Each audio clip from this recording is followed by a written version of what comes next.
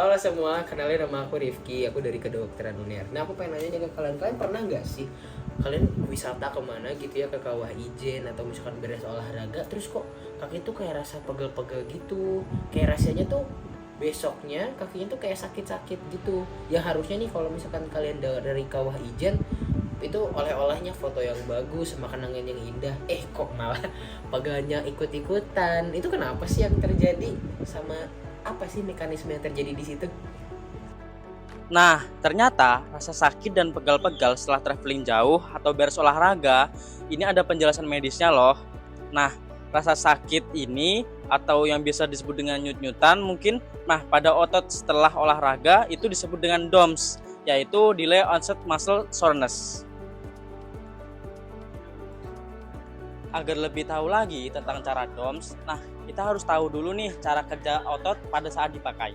Cara kerja otot secara fisiologi sangat berkaitan erat nih dengan biolistrik. Jadi kita harus paham juga tentang biolistriknya gimana. Pada awalnya, ketika membran sel pada fase resting sifatnya masih negatif di dalam sel.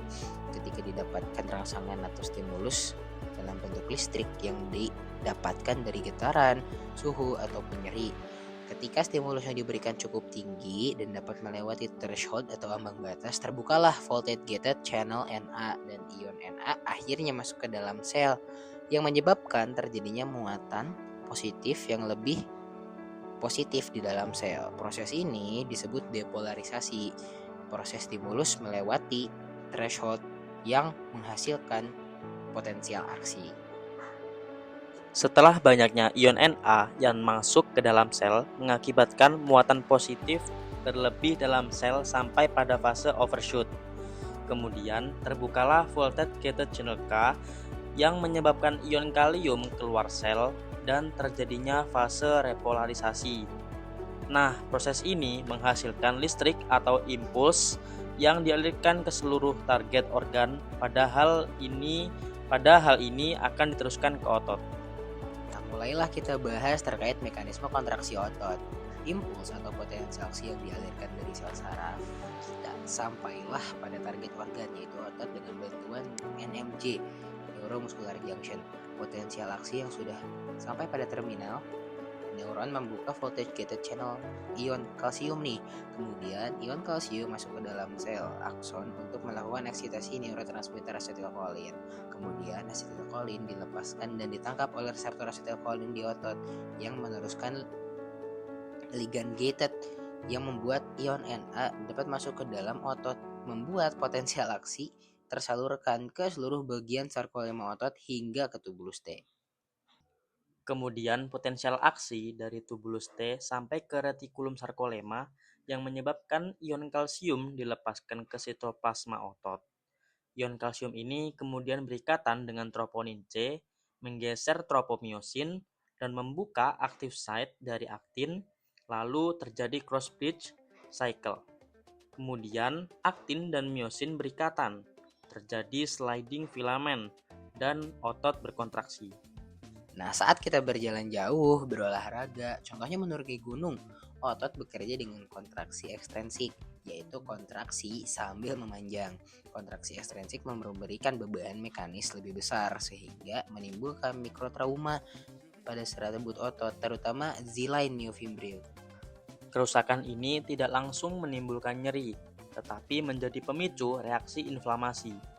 Mikrotrauma memicu infiltrasi sel imun, terutama neutrofil dan makrofag, ke jaringan otot yang rusak.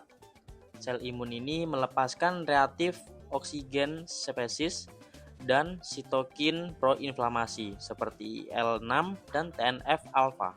Di samping itu, mediator kimia seperti prostaglandin, bradikinin, dan histamin juga dilepas.